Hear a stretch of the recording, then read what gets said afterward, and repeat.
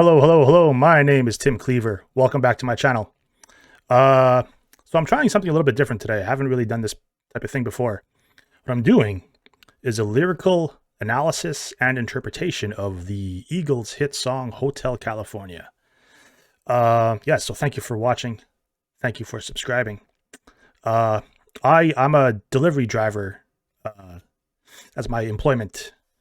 I deliver car parts for an auto parts company. So I'm on the road uh, the majority of the day, and I listen to the radio because I'm old school. I don't have a CD player in my car or anything, or I don't like using Bluetooth because it's like if I'm listening to the radio, I feel like I'm like a main character in like a Grand Theft Auto game or something where they have the radio in the game like that, and I get the news updates, I get the traffic updates, and if I have a CD or like uh, a streaming app open, it kind of feels like I'm not like tuned into my surroundings somehow. So because I listen to the radio, yeah, there's like two major rock radio stations in my city, and they both kind of suck, honestly. Like they play a lot of crap. But I was driving today, and I heard Hotel California come on one radio station.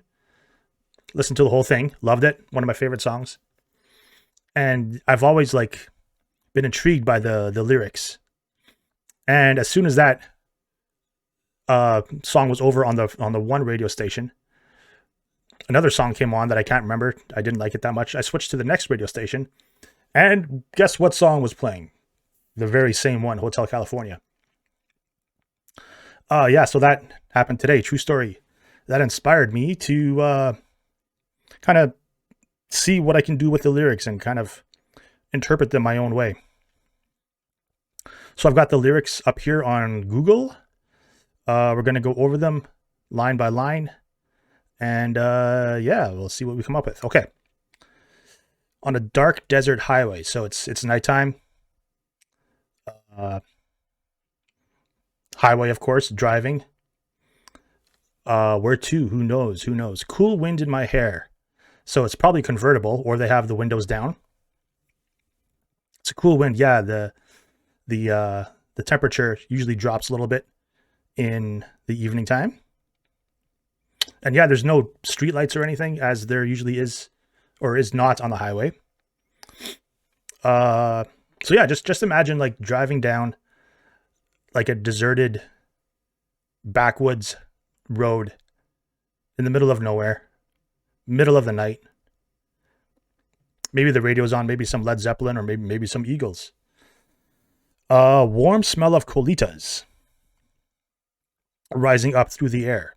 So I thought a colita was like a drink, like a pina colada or whatever. But I went to the most trusted source in definitions on the internet, Urban Dictionary. So this is straight from Urban Dictionary. The word colita means literally little tail. In the song Hotel California, the Eagles band is referring to the warm smell of colitas rising up through the air. In this sense, the little tails or tips of the marijuana plant, and of course the most potent part. I've also heard the term colita reference a person's butt or woman's private parts. And yeah, there's other there's other definitions too. A small bud on a marijuana plant, your ass. Yeah, so I guess the consensus is some sweet leaf. Yeah, I always thought it was like an alcoholic drink, but I guess it would make sense that you can smell marijuana more than you could smell alcohol, at least from a distance. You could certainly smell alcohol on a person's breath. Maybe more than you could smell weed on a person's breath, but yeah. Okay, so you could smell the potent smell of cannabis. So that makes me believe that they may be token up inside the car, and I don't blame them. It's a beautiful night. Up ahead in the distance, I saw a shimmering light. So they may be coming over a hill in the car, and they see like just a glow of light, kind of like all the lights combined. Because you know how, well, one of my like favorite memories from my childhood is like going on out of town trips with my parents. Just like not far out of town, just like an hour or two. And then usually we'd come home when it was dark out. And I always used to get excited when I could see like the the tall skyscrapers and the glow of our city coming up in the distance. So that made me realize that we're almost home and getting home soon. Yeah, so just maybe like a dome of just like combined blue and white and yellow lights. My head grew heavy and my sight grew dim. I had to stop for the night. So it's almost like our narrator here is almost getting like um not poisoned, but like seduced, or kind of it's taken an effect on us, or the narrator. Like it's having some effect, like maybe the Colitas are having some play in that too, but just like getting instantly tired, and your eyes start to shut. And it's dangerous if you're driving. So yeah, it's got this like mystical allure to it, this city.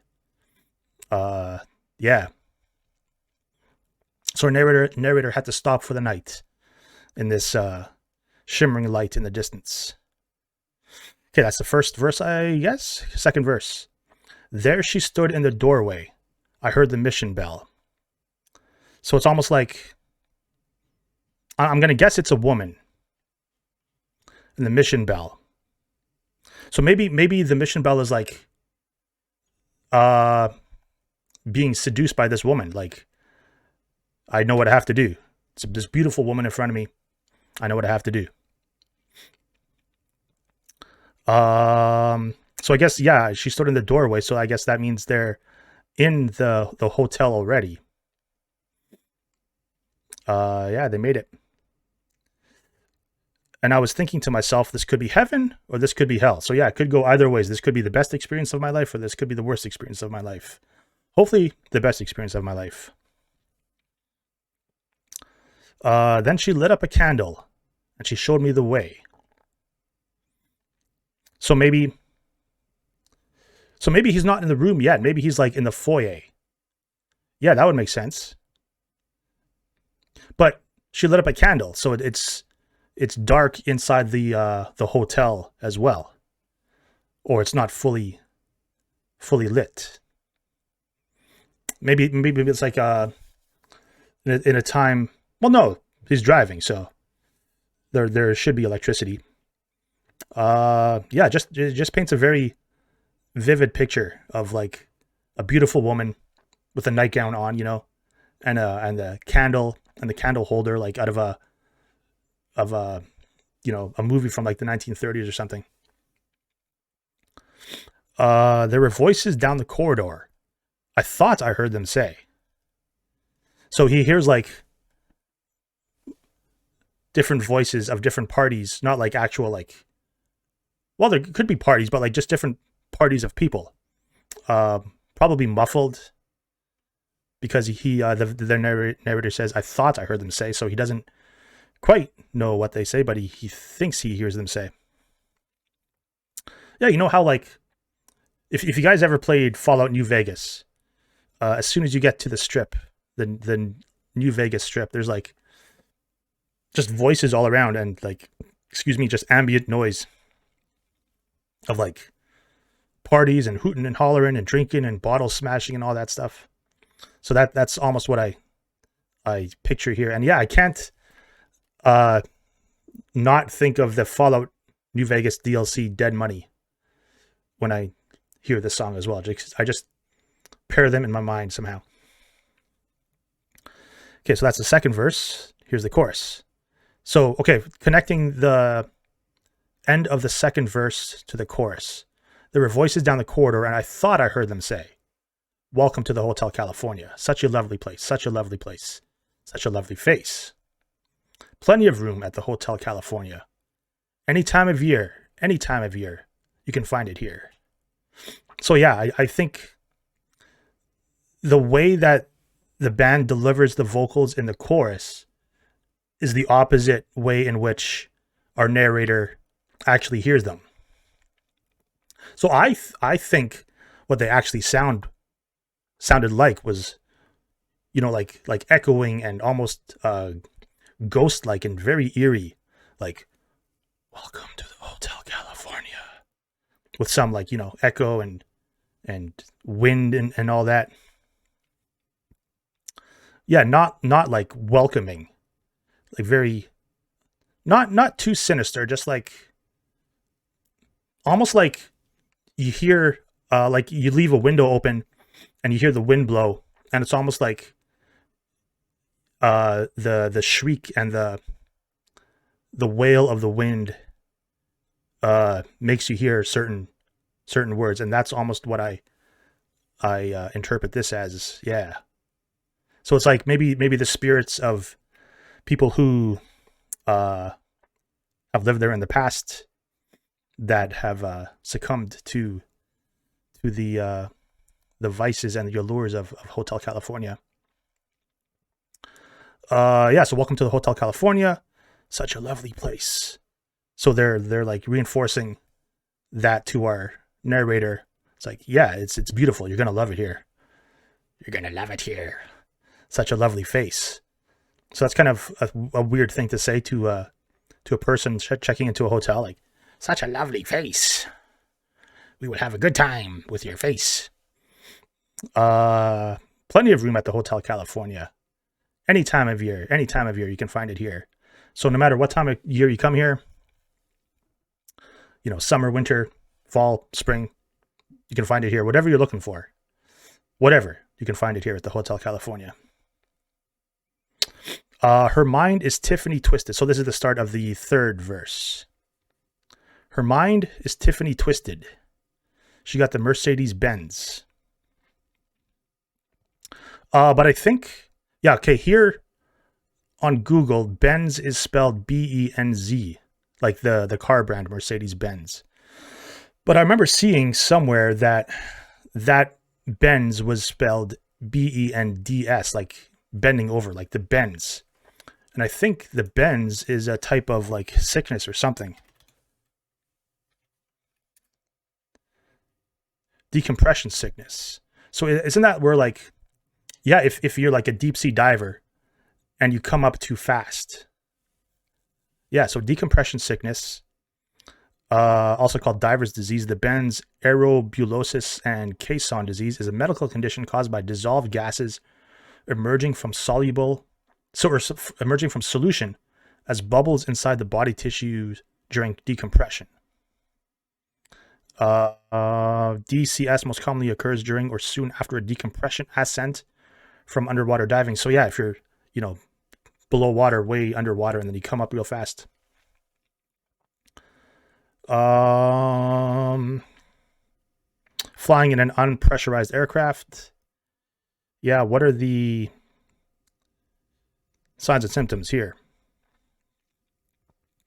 While bubbles can form anywhere in the body, DCS is most frequently observed in the shoulders, elbows, knees, and ankles. Joint pain. The Benz accounts for about 60% to 70% of all. Excuse me. I just had dinner, so you have to excuse my burping. Yeah, 60% to 70% of all altitude DCS cases, with the shoulder being the most common. Okay, so it's when you're ascending. So it's almost like ascending maybe from the depths of hell to the maybe a purgatory type. That is the Hotel California. And the first line, her mind is Tiffany twisted. So Tiffany is like a brand of jewelry, right? Let's look that up real quick. Yeah, it's a jewelry retailer. So her mind is Tiffany twisted. So she's poisoned and maybe gone insane, twisted from all the jewelry and all the allure of the jewelry, and not just jewelry, but like material things, and uh, just like the outward appearance, not like not substance, but superficiality, I guess, is the word I'm looking for. Maybe not unlike some of these people from Hollywood nowadays, like the influencers and the I don't want to name names, but you might know who I'm talking about. Influencers and socialites and whatnot. Yeah. Okay, her mind is Tiffany twisted. She got the Mercedes Benz. So yeah, here it's spelled Mercedes Benz, like BENZ, like the car. But I do remember reading somewhere that it is actually BENDZ. So she got the Mercedes Benz. So it's like, again, getting almost overwhelmed and bogged down and almost oppressed maybe by material things. She got a lot of pretty boys that she calls friends. So lots of boy toys, lots of probably, casual sex and all that. Lots of people crawling at her feet, perhaps. How they dance in the courtyard. Sweet summer sweat. Some dance to remember, some dance to forget. I love that line. Some dance to remember, some dance to forget. So it's like you can dance to remember, to make that a night to remember and look back in fondness in the future. Or you can dance to forget, like get so drunk with, alcohol and other substances that it's just like an orgy of craziness and debauchery and hoping to forget the miseries in their life, maybe. And yeah, how they dance in the courtyard, sweet summer sweat. Yeah, so they're all probably naked or close to naked or very little clothes on and just covered in sweat and just, it's like a rave, basically. Like a medieval rave, a rave, maybe a medieval rave. Yeah. So this would be the fourth verse. So I called up the captain. So the captain, that makes me think it's like a ship or a plane, maybe, because hotels don't have captains. They have what? Owners and managers. Yeah, so I called up the captain. Please bring me my wine. He said, we haven't had that spirit here since 1969. So the captain, I guess, might know what kind of wine our narrator wants, because, or maybe it's just wine in general, but it seems like kind of bad customer service, maybe, if that's the right word, to not have wine in a situation like this. Like, I would certainly want wine, not whiskey. Wine seems like the perfect drink to drink in this situation. And I wonder if the number 1969 is like another sexual allusion because of the 69 thing, but who knows? And still those voices are calling from far away. So still those voices that we hear from the corridors, they're still calling from far away. I guess they're further away now because we're in the courtyard dancing, but they're still, perpetually existing in the haunted corridors. Yeah, and still those voices are calling from far away, wake you up in the middle of the night just to hear them say. So yeah, maybe they exist in our dreams now too, in our nightmares maybe, because yeah, I think we've all been woken up by dreams and nightmares in the past. So that's chilling, like getting woken up just to, because you hear like maybe the voice is a bit louder than usual, and you like kind of wake up in a start. That's chilling. Yeah, wake you up in the middle of the night just to hear them say. Here's the chorus again. Welcome to the Hotel California. Such a lovely place, such a lovely place, such a lovely face. They living it up at the Hotel California. What a nice surprise. What a nice surprise. Bring your alibis. So it's yeah, I guess the second half is a bit different here. They're living it up. So yeah, they're really, getting down. They're getting used to staying there, I guess. And they I guess treat it like home now, maybe. And they're not wanting to leave. What a nice surprise. What a nice surprise. So maybe the captain or the owners of the hotel are surprised that our narrator is living it up. I don't know. I don't know about this line. What a nice surprise. Maybe that could just refer to um like could be anything really. They're living it up at the Hotel California. What a nice surprise. Bring your alibis. Yeah, so I think in that context, it's like, yeah, they're surprised that they're not only, I guess, staying and living at the Hotel California, but they're prospering maybe, and they're really embracing it. Okay, so this would be the fifth verse. Mirrors on the ceiling, the pink champagne on ice. So yeah, mirrors on the ceiling again. I guess that's very what's the word? Opulent. Let me look at that word real quick. Let's make sure it means what I think it means. Opulent. Ostentatiously rich and luxurious or lavish. Yeah, that's the word. So yeah, I guess mirrors on the ceiling so you could watch yourself have sex and watch others have sex, perhaps.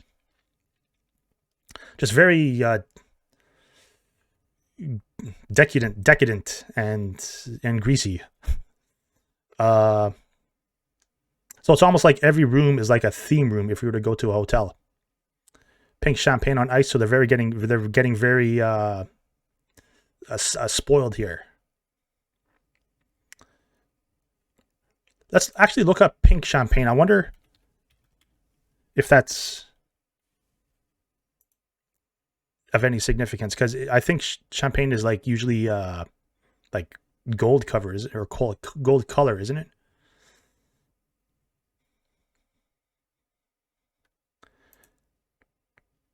Okay, here's something. So there's Carrie Underwood. She has a song called Pink Champagne.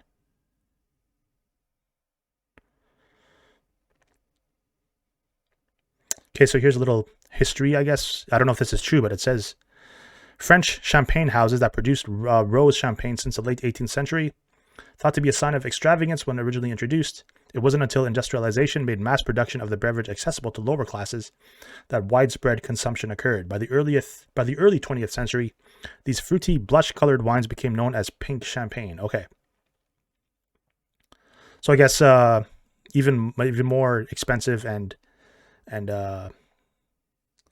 lavish champagne. Pink champagne on ice. So it's cool for a nice, hot summer evening. And she said, we are all just prisoners here of our own device. So, yeah, that's like they were lured here. Nobody forced them there. They were all lured there, and they went there of their own volition and their own free will. Yeah, so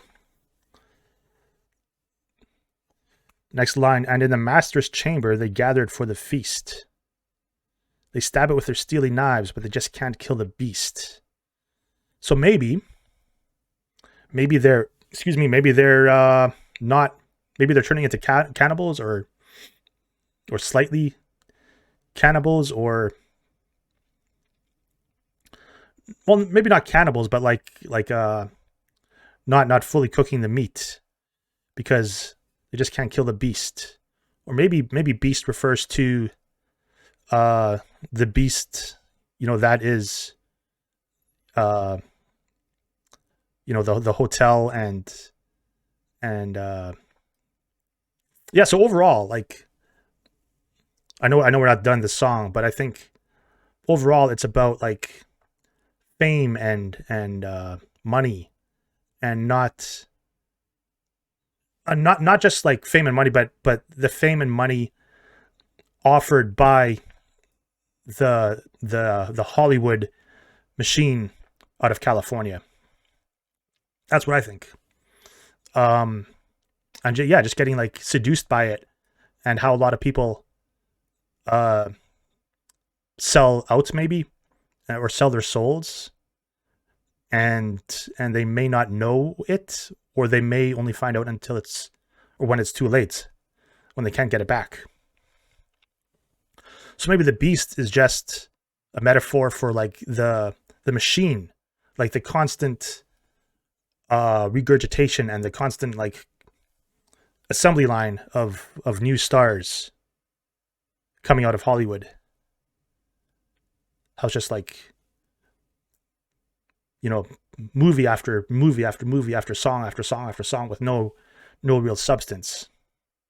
That's what I think it means. Yeah, maybe not a physical beast, but more like a metaphorical beast of sin and vice in Hollywood and California. Okay, so last verse. Last thing I remember, I was running for the door. I had to find the passage back to the place I was before. So it's almost like our narrator kind of came to his senses, and kind of like, wait, what am I doing here? What's going on? This is no good. This is horrible. This is bad. I need to get out of here. I think we've all had that experience, maybe at a party or something, where it's just like, I'm not having fun. Okay, I can give you an example. So I used to play in a band. I still do, but I used to too. I used to play in a different band that I was the guitar player. We played one show at like it was like a basement show. And you know, I was better friends with the drummer. I met the drummer at one of my jobs, and then I joined that band and we played a house show. So I wasn't really that tight with the other 2 or 3 members of the band. But anyway, yeah, we played a little house show in the basement, and then after we had the party continue. And I remember 1 or 2 of the guys in the band started doing cocaine in the basement right there. And as soon as I saw that, I'm like, that's it. I'm out. I don't want to be around that shit. I do not want to be around that shit. So I just left and quit the band right there. And yeah, maybe that's what our narrator here is feeling. But the first line of that last verse, last thing I remember, I was running for the door. So it's almost like they were knocked out after that, because that's the last thing I remember. It's like, excuse me. Yeah, you get knocked out, you get back up again. You're never going to keep me down. Excuse me. Last thing I remember, I was running for the door. Excuse me. I had to find the passage back to the place I was before. So before he ever entered the Hotel California. Relax, said the night man. We are programmed to receive. You can check out anytime you like, but you can never leave. Another great line. So it's almost like the night man is saying, almost like a night watchman, or the night security guard or something. Like, just relax, just go with it. Just take it easy. It'll be all right. We are programmed to receive. So he, the night man, as well as our narrator, are now set up for a life of receiving. Like, they don't have to give anymore. Like, all that they want will come to them. Yeah. Like, all the riches and all the fame that they've ever wanted will come to them to receive all that. You don't have to give anything, because there's nothing left to give. You lost your soul a long time ago. So don't worry about it. You can check out anytime you like, but you can never leave. So I think that's like not an actual like checking out of a hotel, but I guess they kind of do mean it in that way too. But it's like mentally check out. Like, yeah, you can mentally check out anytime you like, Like, just forget about it. Just go with it. Just close your eyes and have a good time. But you can never leave. Yeah, so you're stuck there. You're physically stuck there. You can't ever leave. So it's almost like you're just going through the motions of living that life of excess.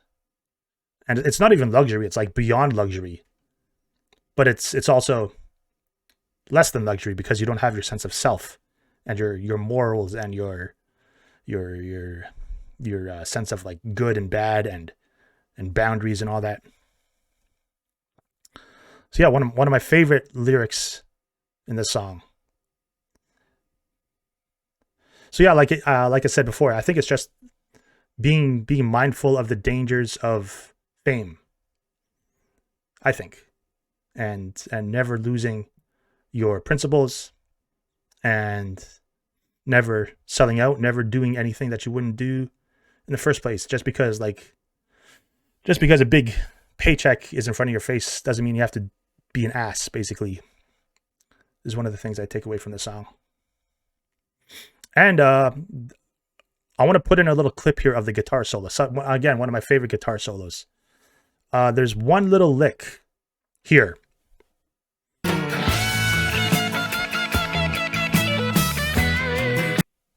It sounds like laughing.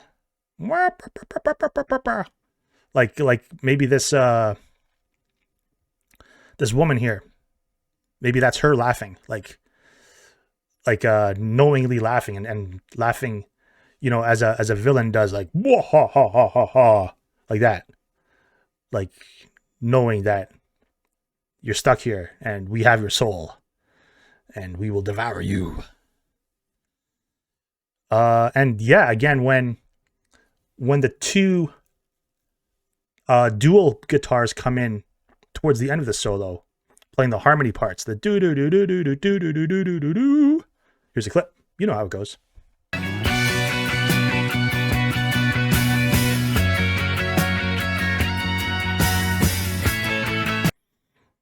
Yeah, I think that's I think they're meant to represent, like, our narrator is one guitar, and then the hotel itself is the other guitar, and they're not in unity or unison, but they're in harmony. Yeah, literally harmony. So they're working together, and they're one now. They're together. They've combined. They're inseparable. Yeah, amazing song. Even better lyrics. Some of my favorite lyrics ever. Such a vivid picture of excess and vices, and I certainly wouldn't want to go to the Hotel California. That's for sure. Because yeah, you can't visit. Once you visit, you're stuck there. So yeah, it's either it's all or nothing. It's either never go, never even experience it, or just go all in. Yeah, so that's what I think about Hotel California, the lyrics.